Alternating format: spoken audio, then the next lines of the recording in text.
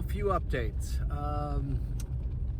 It's snowing, you can see that, which has been odd. It's been rather weird start to the winter because we had some snow, then it rained, got warm, now we're having some snow again, and it's almost, coming up to Christmas. I don't know how much we'll have out of this, hopefully a little bit. I've been skiing, and but it's it's limited because it's only on man-made trails, so I don't know what's going to happen with that. But I'm also ski instructing again this winter, so that's looking to be pretty busy because the mountain during the week, Burke Mountain does school groups, so schools from all over the area, they'll have that as part of their PE programs. And I think we've got 35 schools this year that are going to be partaking in that. So that's going to be quite a few kids with 5 days a week. That's 7 schools a day. It's going to be challenging, I think. But I don't know how they'll do it, but hopefully they got enough people to do it. And let's see, I'm headed right now to the mountain. I've got to drop off some skis for a kid, and it's kind of a long story, so I don't know if that's if it's gonna make it or not. We'll see, but he's gonna be hopefully gonna be an instructor, and he got a pair of skis. They didn't work out, so I've got some more at the ski shop because the ski shop I run that, or one of the 2 people who runs that. So we'll see how it goes. Roads are fairly slippery. If you don't drive in snow, the trick to driving in snow is it's not the going, it's the stopping. Going is easy. It's the slowing down and stopping a lot of times is where you get in trouble.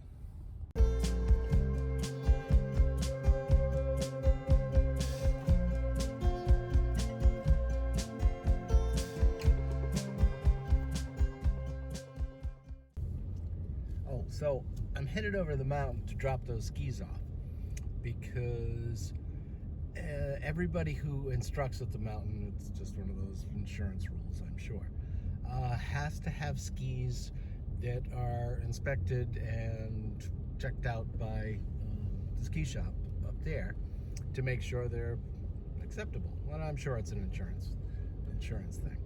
So he had bought a pair of skis before, and they were like these race skis. He only weighs 140 pounds. He wasn't even close to the lowest setting on those skis, so they couldn't be certified. So I got a couple other pairs. He's got a pair of boots. Oh, where's the light? Here we go. Let it go. All right, so much for that stop sign. See? Stopping.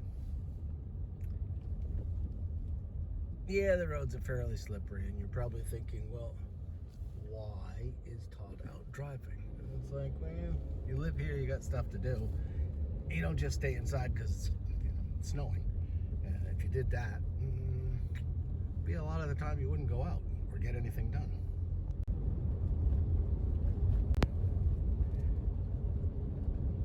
So right now, this doesn't look like this snow is going to amount to too much, but I mean, hopefully it will. The forecast is for 6 to 10. I'd like it to be more in the 10 range, but there's not much control I have over that. Tomorrow, I'm pretty sure the 2 older ones are going to want to go skiing on Sunday. So I don't know. We'll have to wait and see what the conditions are like in the morning. And one of them's been skiing, the older one. The other hasn't. So could be interesting. I should specify that. The 6-year-old has been skiing. He just hasn't been skiing this year. So the 8-year-old went with me the other day, and it was pretty icy, and she did great. So I think tomorrow with this new snow, I think there'll probably be a whole bunch of people out there. We'll just have to wait and see.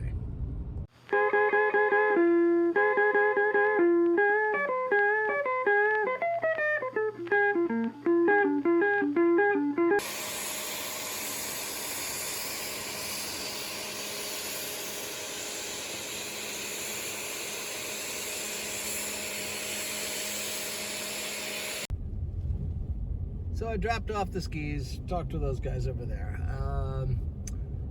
One set of skis, I mean the skis were okay, but the bindings, they were an old set I had. The bindings wouldn't be indemnified. It's usually after a certain period of time, the company just says, no, we're not gonna, guarantee that they're working. So that set was no good.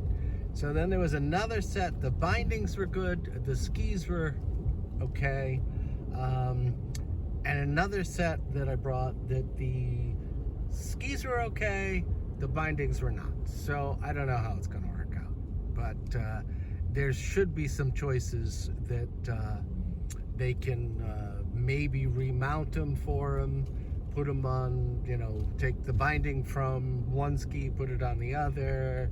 I don't know, but hopefully he'll be able to get something.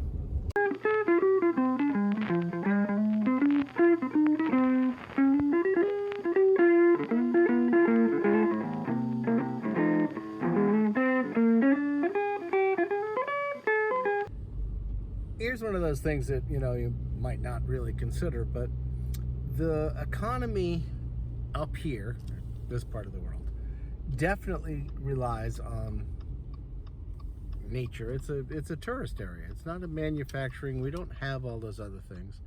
It's a tourist area. So in the winter, we rely on snow for people to come here to go skiing, cross-country skiing, fat biking, snowmobiling, all those things, because all of those things are what helps this economy go through the winter. Without that, if there wasn't snowmobiling, cross-country skiing, downhill skiing, all that kind of stuff, there'd be a certain number of people who came here just, to get away and that kind of thing, but nowhere near the amount that would. And like it or not, this area relies on tourism. So one of the things that I've been working on is to try to get a sustainable tourism. I mean, it's growing. The amount of people moving here is growing. So how can that be as a long-term, how is it going to be sustained? How will it work so that it has a continued growth, not all of a sudden a surge and then it's like crazy and everything gets disrupted and nothing works right anymore. And I'm sure you've seen other places that are like that.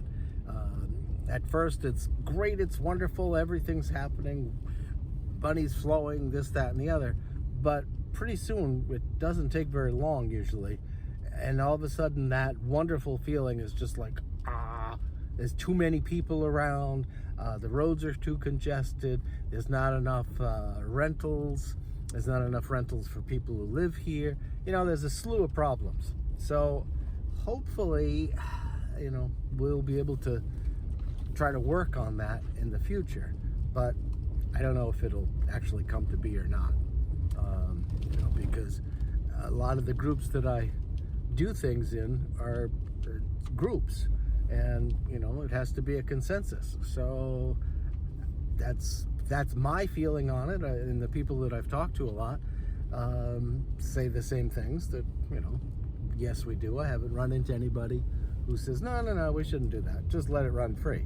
But it takes a concerted effort by everybody to actually get it done. So whether that happens, I don't know. One of the other things that, sort of in conjunction with that I've been working on is how to incorporate, because I'm the president of the Chamber of Commerce, how to incorporate the area towns. And basically we're looking at St. Johnsbury, Linden, Burke, and Island Pond. How do we incorporate those towns to act together versus as single entities? So that, the idea is that they, or we all work together to promote each other. So one doesn't have an event, but the other does, or one's having something and the other doesn't. It can all help out. Generally, people have been relatively open to this idea. So I'm thinking, well, there's some merit in it. And I think if we all work together, because this is such a large geographic area, that if we all work together, instead of just for each, or, you know, for ourselves, we'll all do better in the long run. So that's another thing I'm working on, and that's another whole I don't know how it's going to go kind of thing, because again, it's going to take a whole bunch of people from a whole bunch of towns to agree on doing it this way. And you know, and a lot of times the model in places like this, because the economy has always been a little iffy, shall we say, was that businesses as a whole just worked for themselves. They wanted, you know, the pie wasn't very big, so they wanted to make sure that they got as much of that pie as they possibly could.